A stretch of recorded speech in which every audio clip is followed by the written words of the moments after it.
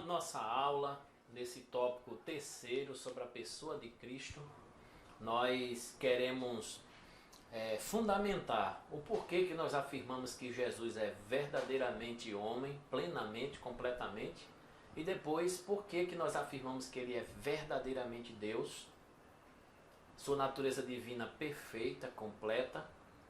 A Bíblia realmente afirma isso, e mostrar que Jesus ele é uma pessoa.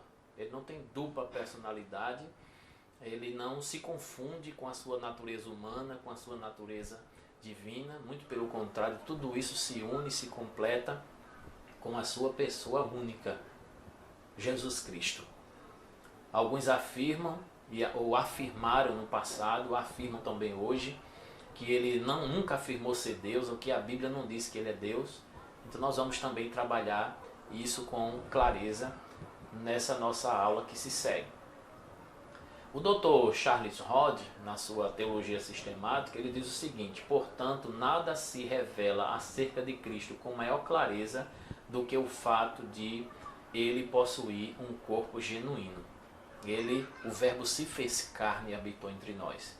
O Dr. Charles Rod, ele se preocupa em destacar que isso é muito importante para a nossa cristologia e a nossa fé. Cristo realmente possuía um corpo, ele verdadeiramente tinha uma natureza humana. Ele tinha um corpo material composto de carne e sangue, em tudo semelhante ao que essencialmente o corpo dos homens normais são. O que Jesus sentia, nós sentíamos, em destaque que ele não pecou e que ele não tinha pecado. Ele tomou sobre si a natureza humana com todas as suas propriedades essenciais e até fraquezas. Lembra que ele sentiu fome, cansaço, tristezas, alegrias. Viveu como um homem natural. João capítulo 1, versículo 14, Gálatas 4:4, Romanos 8:3, Hebreus 2:14, 16 e 17, Hebreus 4:15, destaca que Jesus, sendo homem, não necessariamente significa dizer que ele tinha pecado ou que ele pecou. Foi homem verdadeiramente sem pecado. Ele próprio afirmou ter carne e ossos em Lucas 24:39, quando ele aparece ressuscitado e diz a Tomé: Tomé, não seja incrédulo, seja crente. Toque aqui em mim, veja que um espírito ele não tem osso, carne e osso como eu tenho aqui. Porque Tomé disse, se não tocasse, ele não iria crer. Então observe que a Bíblia dá todo o suporte, dá todo o subsídio para que nós podemos afirmar de que ele verdadeiramente se encarnou, o verbo se fez carne, e Cristo ele possuía um corpo material, um corpo humano. Cristo também ele possuía uma alma racional, ele raciocinava, sentia alegria, tristeza, ele cresceu em sabedoria diante dos homens, ele desconhecia quando iria vir o dia do juízo, ele mesmo fez essa afirmação. Portanto, ele possuía uma inteligência humana finita dentro dessa sua natureza humana, e nós vamos perceber o quanto isso não interfere na sua divindade. Mais na frente, tais elementos provam que a natureza humana fez parte da composição pessoal de Cristo. Ele nasceu como um homem, ele cresceu naturalmente como um homem, ele desenvolveu e demonstrou razão, vontade e emoções como homem. Ele foi chamado de homem. Você observa isso em João 1:30, 4:9, 10:38, Jesus, homem. Essas referências que nós temos aí faz toda essa compreensão se tornar mais clara. Jesus nasceu, cresceu, desenvolveu toda a sua estatura humana e conviveu com as pessoas da sua época. Nasceu numa manjedoura, como já afirmei, viveu em uma carpintaria, morreu em uma cruz e ressuscitou glorioso, faço minhas palavras do Dr. Hernandes Dias Lopes. Nós podemos fazer essa breve pergunta: por que era necessário Deus se fazer homem? Você já pensou nisso? Você já se preocupou por que que Deus ele não resolveu tudo sem precisar sofrer tanto, sem precisar passar pelo que ele passou? Você já pensou nisso? Tenho aqui algumas respostas, algumas afirmações que ajudam a responder isso. A humanidade de Cristo era necessária porque o capacita a morrer. Como o preço do pecado seria pago se não houvesse alguém que morresse, já que o salário do pecado é a morte. Hebreus 2:9 nos ensina e nos ajuda a perceber isso. A humanidade de Cristo o capacita a morrer. Sua humanidade o capacita para ser nosso Redentor.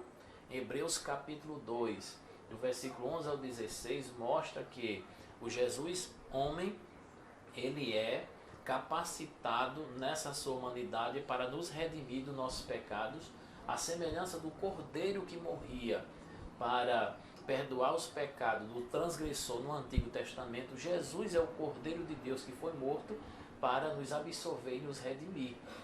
Terceiro ponto a observar sobre a necessidade de Deus se fazer homem em Cristo, o capacita a ser nosso sumo sacerdote.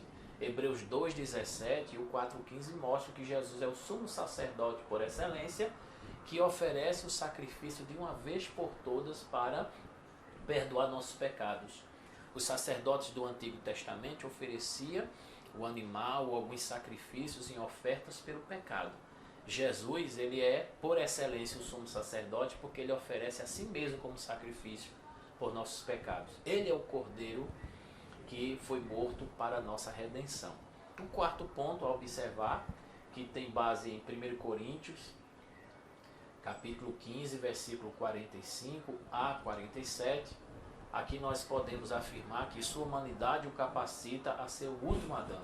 Ali faz a abordagem que o primeiro Adão fraquejou, foi feito alma vivente, mas o primeiro Adão, ele foi obediente, ele teve sucesso, ele foi perfeito em sua missão e ele foi feito espírito vivificante. O quinto ponto que podemos afirmar para responder por que era necessário Deus se fazer homem é que sua humanidade o liga a Davi e ao trono de Israel. Você observa Mateus capítulo 1, versículo 1 e Lucas 1:32, que faz uma associação a Jesus como filho de Davi, como descendente de Davi. Que bom poder perceber que aquela promessa feita a Davi, que o seu trono iria ser eternizado, teria que uma ação eterna de um rei cumprisse essa profecia.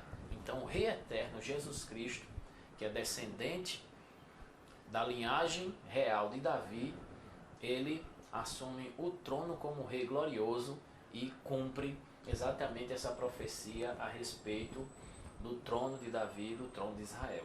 O sexto ponto é que a humanidade de Cristo liga também a Abraão e ao povo de Israel. Nós encontramos em Gálatas 3:16 e Hebreus 2:16 essa afirmação e essa base para mostrar que Jesus ele é descendente de Abraão. Mateus capítulo 1, versículo 1 diz que há uma genealogia de Cristo, filho de Abraão e filho de Davi, filho no sentido de descendente, dando abordagem a que Jesus veio tanto da linhagem de Abraão quanto da linhagem de Davi.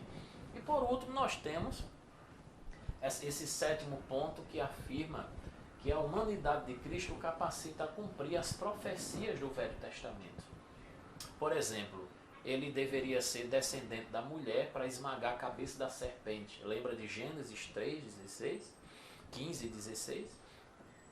E aí nós observamos que Deus está dizendo em Gênesis que da semente da mulher nascerá um que esmagará a cabeça da serpente.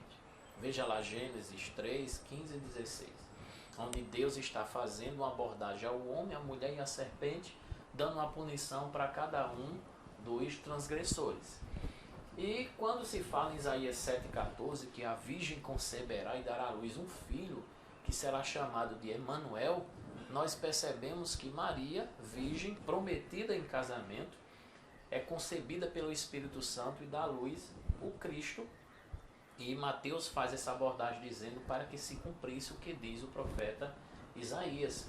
Jesus, como homem, isso capacita ele a cumprir as profecias do Velho Testamento.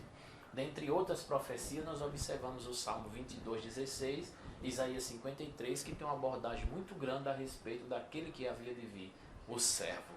Então, tantas profecias que nós encontramos no Antigo Testamento, há uma sequência de 70 ou mais, direto ou indiretamente, referências que apontam para Jesus como Messias e como Filho de Deus. E se ele não tivesse se encarnado, se ele não tivesse assumido a forma humana, como essas profecias se tornariam verdadeiras? Então Deus se fazia mentiroso porque prometeu algo e não cumpriu.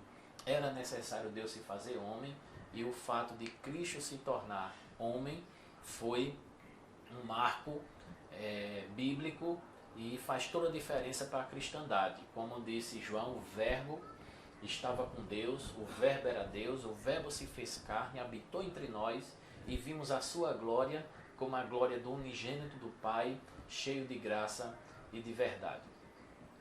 Nós temos essa declaração sobre Cristo ser verdadeiramente Deus ou plenamente Deus, colocando ele como a segunda pessoa da Trindade Santa, trata ele como sendo o próprio Deus eterno, resplendor da glória do Pai, da mesma essência e a mesma substância do Pai, como reza na Confissão de Fé Batista em 1689, como diz também outras confissões, a Confissão Belga, a Confissão de Westminster, a Confissão de Calcedônia e tantos outros concílios que foram citados em forma de credo, levando em consideração que a divindade do Filho e do Espírito Santo são tratados exclusivamente na aula que nós temos sobre a Trindade, bem detalhado, mostrando que ele é verdadeiramente Deus, abordando os atributos da divindade.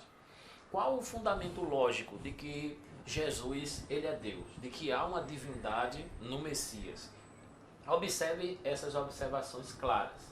São aplicados a ele os mesmos nomes e títulos divinos. Então, nomes divinos e títulos divinos destacam-se na Bíblia, tanto que os títulos usados e os nomes usados no Velho Testamento para o Deus Criador, Pai Todo-Poderoso, é aplicado também ao Filho. Uma outra lógica é que ele é chamado de Deus e se apresenta como onipotente, onipresente, onisciente e imutável. Só sendo Deus, alguém pode se afirmar ou ser reconhecido como onipotente, que pode todas as coisas que ele quiser, onisciente, que sabe, conhece, prescruta e alcança ver qualquer coisa, todas as coisas, e onipresente, aquele que está, aquele que nada foge da sua presença, aquele que está presente em qualquer lugar. E aquele que não muda, é o mesmo ontem, hoje e o será para sempre. Então, apresentando esses atributos, dá para perceber o quanto Jesus, em essência, ele é fundamentado como divino, como Deus. Quer ver? Uma terceira coisa é que ele é apresentado como Criador, sustentador e governador de todas as coisas. Dele, por ele e para ele são todas as coisas. Leia João capítulo 1. Leia Colossenses o capítulo 1. Leia Hebreus o capítulo 1 e leia Apocalipse o capítulo 1. Observe que esses primeiros capítulos desses livros dos quais falei dá uma abordagem cristológica muito profunda a respeito da divindade do Cristo, do Filho de Deus. Ele é Criador, sustentador e governador do universo. Na sequência desse raciocínio, nós temos, seguindo 7 pontos que fundamentam essa ideia lógica de que Jesus é o Cristo. Muita gente diz que não tem lógica nenhuma dizer que Jesus é o Cristo, mas ele é o objeto de adoração de todas as criaturas inteligentes. Nós percebemos no Novo Testamento ele sendo adorado, quando ele aparece no Antigo Testamento como anjo do Senhor, ele é reverenciado, ele é adorado. No livro do Apocalipse ele é reverenciado e adorado tanto por João, que se prostra diante dele, o João que recebe a revelação, como aquelas criaturas que aparecem no céu, todos os anjos, arcanjos e aqueles que representam toda a criação se prostram diante daquele que está assentado sobre o trono e do Cordeiro. Veja o capítulo 4 e o capítulo 5 do livro de Apocalipse. Observe também, nesse quinto ponto, que ele exige que os homens o honrem como honraram o Pai. Que homem é esse que tão ousadamente recobra para si a honra que é só exclusivamente do Pai, se ele não for Deus? Ou ele é maluco, ou ele é muito atrevido, ou ele é um blasfemo. E por que em João capítulo 10 pegaram em pedras para o apedrejar, quando ele afirma no versículo 30, eu e o Pai somos um? Então essa afirmação traz uma confusão na mente das pessoas, se na verdade ele não estava afirmando ser Deus. Para concluir esse raciocínio, ele declara que é um com o Pai, e aqueles que o viram, viram realmente o Pai igualmente. O sétimo ponto promete perdoar pecados, enviar o Espírito Santo, dar repouso e paz, ressuscitar no último dia e dar vida eterna. Quem, a não ser Deus, pode perdoar pecados, oferecer o Espírito Santo, dar paz e vida eterna, se não for Deus? Esse fundamento, ele é lógico e ele tem base bíblica em todas as suas afirmações. Vamos dar sequência ao nosso assunto da pessoa de Cristo.